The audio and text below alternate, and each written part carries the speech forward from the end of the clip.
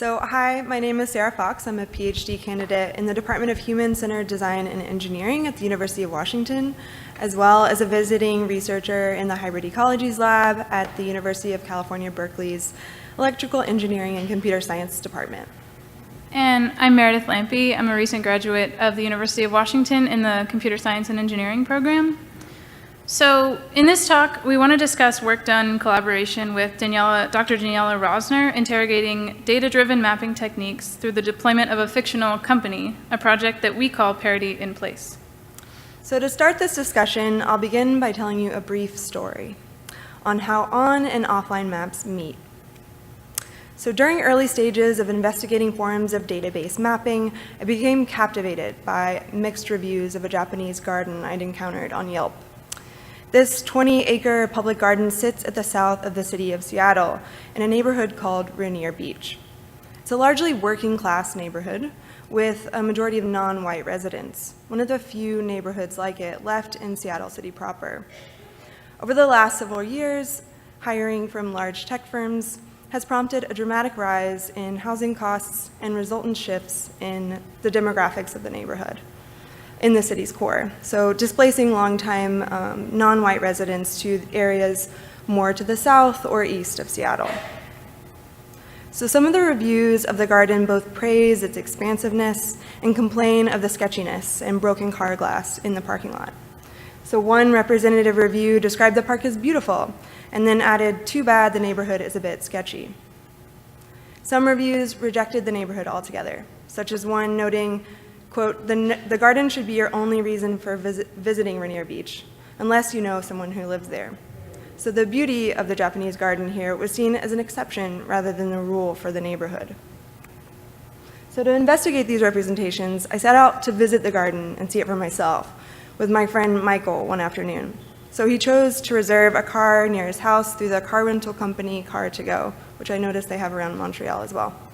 So he used the service many times before to go north and also to visit big box stores around where he lives. But after driving a couple of miles south, the Car2Go began to beep. The display in the center console alerted that he was approaching territory out of range for the service. So he turned the car around, found a parking spot just within the allowed range, which was about 2.5 miles away from the garden still. Yet, Seattle city limits extended for at least another 10 miles or so. So it seemed that Car2Go was inscribing its own neighborhood edges. But how had they been drawn? By whom? And why this seemingly arbitrary geographic boundary aligned with no particular state-driven regulation? So after a fair amount of walking and a long bus ride, we eventually enjoyed the garden, and yes, it was beautiful. But this experience prompted me to explore further. So I found one article citing Car2Go's then head of North American Communications, Kate Stafford, who explains their rationale for the exclusion. She stated, basically, the way it works is that in every city we identify through market research where people are living, working, and going to school the most. If it's a new and developing area, maybe that doesn't show up. Which begs the question, new and developing to whom and toward what ends? Compared against demographic data for the city, Car2Go seemed to circumscribe a socioeconomic boundary. So the median household income for Rainier Beach dips below the citywide average by about $20,000. And the latest census reported found that the neighborhood is one of the most kind of diverse in the entire country. Of course, the algorithms and marketing logics generated by Yelp and now Car2Go not only remained invisible to users, but also shaped perceived neighborhood boundaries.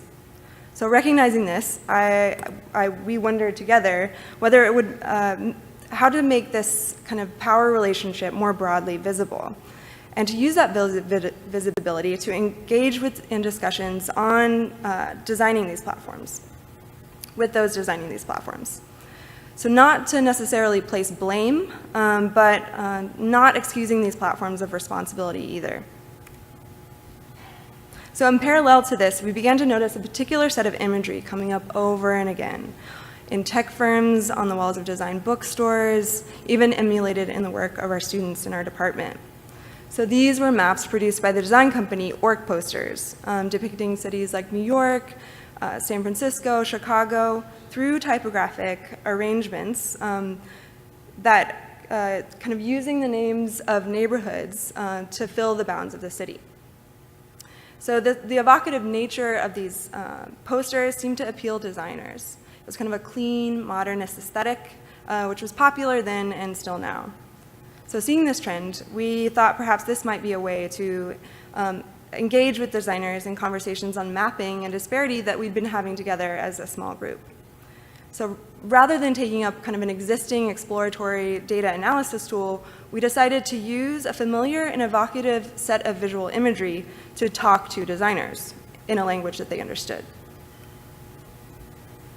So critical data studies scholars not only call for the exploration of measurement, so how data classifications make the world conform to abstract categorizations, but also for the need to further engage with the particular politics they expose.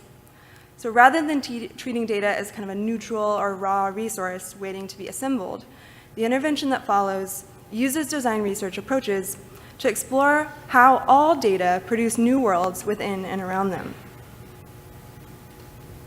So drawing on this work, as well as expanding programs of design research that leverage levity and irony, such as the work of Mark Blythe and colleagues, which we heard earlier in this session, we developed a fictional company called Dork Posters, which imitates orc posters. The intervention comprised a set of marketing materials, including a website, posters, and contact cards. This project expands Orc's original focus on different cities to include their representation within digital platforms such as Yelp, Zillow, and Cardigo. Like orc posters, Dork Posters depict small typographic compositions in the shape of city neighborhoods. Unlike the original company, when you encounter our parody, the typographic arrangements are generated automatically with data from platforms reliant on forms of mapping. With Yelp, it's the result of Yelp's best match algorithm. With Zillow, it's the Zestimate or projected home value of an area. And with Cardigo, it's the number of cars available to rent in a particular zone. In the University District of Seattle, where one might think the best match might be the university itself, the map reads Morsel, which is the name of a gourmet biscuit restaurant. Atop of this, when one encounters the maps on the Dork Posters website, they're also given the option to view a layer showing the racial distribution in the city.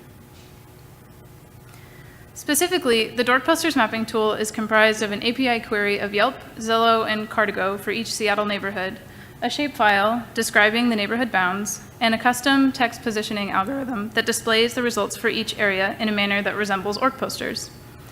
In doing so, Dork Posters resembles to a certain degree word or tag clouds, visual representations of text that adjust font size or color based on the importance of each word. These are forms of visualization that challenge information comprehension by giving long words more emphasis over short words and relying on visual qualities like font size for comparison. Yet, as visualization scholars have shown, they connote online activity, providing potential openings for engaging with complex or difficult content, rather than as a precise depiction of data. But so, how are these representative terms assigned? For the Zillow and Cardigo maps, the numbers speak for themselves and serve only to highlight resource scarcity, which is especially poignant when displayed with the demographic overlay that I mentioned before. The Yelp terms, on the other hand, are chosen by an in-house algorithm, Yelp's special sauce, if you will. I'd like to share one quote that I found from a Yelp employee on Yelp's GitHub page on the inner workings of the best match algorithm. He says, "As far as how best match works, it's hard to dive into specifics. It's taking into account a lot of variables to determine the most relevant results to return, so different results could show up. So the point here is not that Yelp has some insidious agenda, but that the information that is shaping our perception is presented strategically and in a way that is unknown to us." The maps for each platform then represent particular Seattle neighborhoods with typographic arrangements to invite inquiry into what technology corporations make matter and where, moving questions that bubbled up during Sarah's Cardigo episode into broader view. So we used Dork Posters to spark discussion on data-driven mapping with dozens of designers and technologists across the city, most notably at 2 public events: a design meetup at a local tech firm and at a Center for Data Science. In doing so, we drew from approaches in anthropology of studying up or sideways, So conducting research with groups demographically similar to oneself as a means to gain insight into bureaucratic structures and practices that would have otherwise been occluded when only studying those affected by their policies. So the user in this case.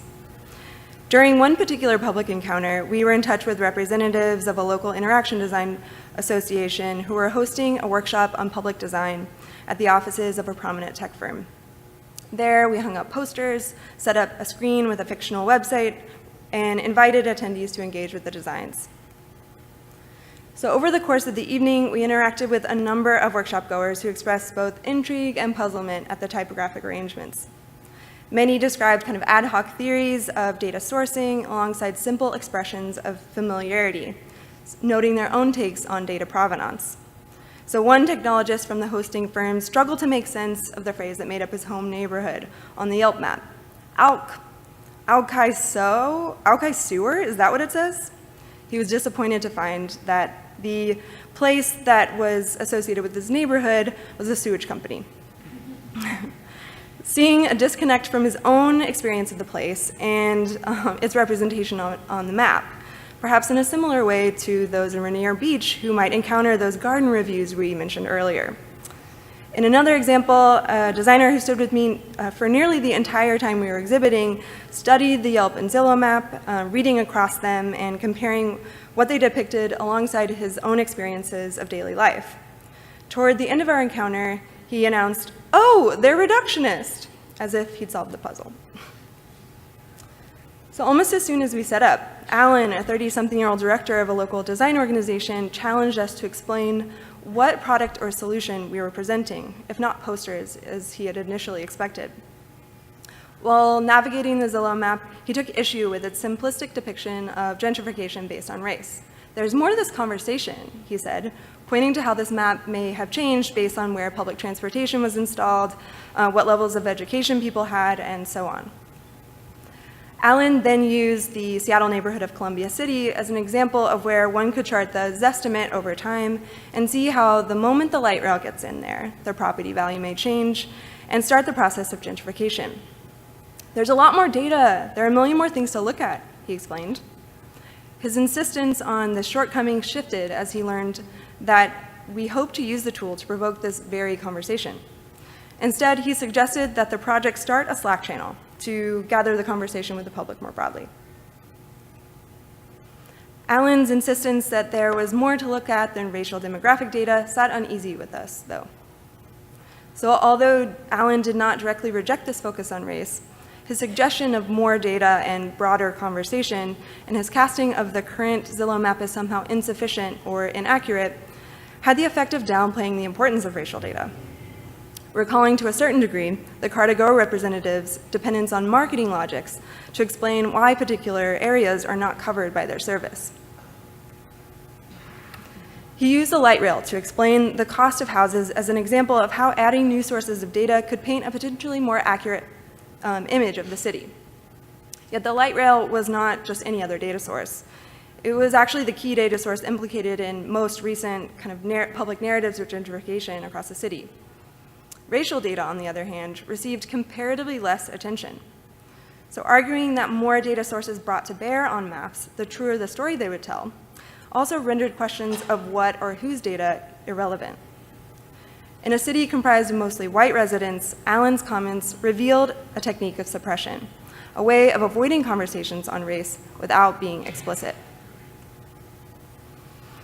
So our project sought to complement kind of anthropological work examining the logic that guides the hands of algorithmic systems by engaging with the designers and technologists who produce them. We invited designers to not only question reductionist or oversimplified representations of data-driven maps, but also to examine how such readings can render their own reductive capacities. To borrow from feminist scholars Marilyn Strathern and Donna Haraway, it matters what data make maps and what maps make data. Through careful examination of Yelp's best match algorithm and the modes of representation it engenders, for example, Dork Posters was able to construct a sometimes difficult to see image of the city. An image that began to expose the logics that underlie the designs circulated by elite design and technology firms to the designers themselves. In using parody as a form of engagement, this work also brought a sense of irony, curiosity, and exploration to the process of inquiry in order to elicit conversations and insights that would likely have been otherwise missed. The maps then served as a design probe to spur conversations with the very technologists and designers responsible for building these representations. The use of parody here was kind of a proposition or a form of engagement, broadening the mechanisms by which we apprehend the political capacities of design. So this project created openings rather than solutions. By parodying the style of a poster company celebrated within modernist design circles, we begin to learn how the universalizing vision of design can too often make invisible important aspects of what is being represented. In the case of Allen, further enumeration or adding more streams of data was positioned as exactly the move that would make visible the causes of gentrification. Similarly, opening up discussion on Slack, a platform widely used by tech professionals, was treated as the ideal public forum. Yet others remained open to what the map revealed. So we later learned, for instance, that in response to our project, an attendee of the first workshop decided to focus his visualization classroom on questions of civic participation, inciting projects on the mapping of police brutality, environmental policy, and the economics of green building technology. So to those present at the event, our maps became kind of representative of opportunities for change within and beyond the digital systems designed by technology companies like Car2Go. So this kind of intervention then begins to expose the cracks and absences often left unseen under all the white space, making them available and newly actionable. With that, we'd like to say thank you to our collaborators, Ankar Agrawal and Akasio Dumar, who helped with early versions of the map, and thank you all for listening.